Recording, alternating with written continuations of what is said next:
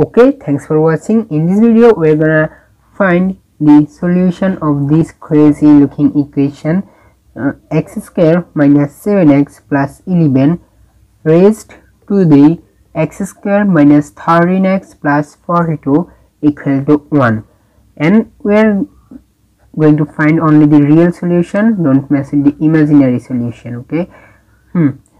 So when we can have something raised to the something equal to 1, one case may be case 1 when we have 1 as a base. We know that 1 raised to the anything, this is equal to 1. So case 1 can be x square minus 7x plus 11 equal to 1, and now subtract 1 from both sides, so you'll get x square minus 7x plus 10 equal to 0. Well, this is a quadratic equation. Here the coefficient is 1 and here the coefficient is negative 7, and here the coefficient is here the constant is 10. So now use the quadratic formula, that is x equal to minus b plus minus square root of b square minus 4ac divided by 2a, and use this quadratic formula and you will get x equal to 5 and another value will be 2. So these two are the first two solution, but we can have something raised to the something equal to 0 in another ways too. Let me show you how. This is case 2. We know that anything raised to the 0 equal to 1 except 0 raised to the 0. This is indeterminate form. So now we're saying that the exponent is equal to 0. Okay, so x square minus 13x plus 42, this is equal to 0. Again use the quadratic formula, so you will get x equal to 7 comma 6. This is the true value of x. Now we need to make sure that the base, or x square minus 7x plus 11, this is not equal to 0, because if it is 0 then 0 to the 0 is an indeterminate form. So we need to make sure that this is not equal to 0. So first we are going to plug in the value of x here. First for 7, this is for 7 square minus 7 times 7 plus 11. So these two things will cancel out, so this is equal to 11.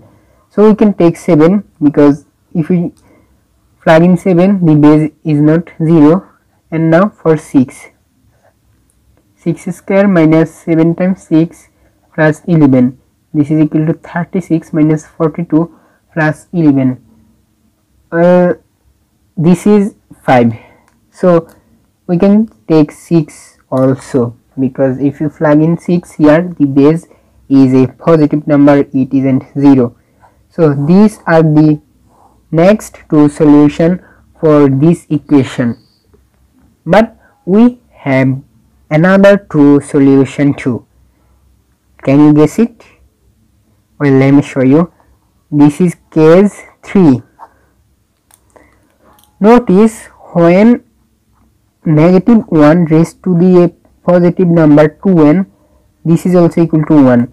For example, negative 1 square, this is equal to 1.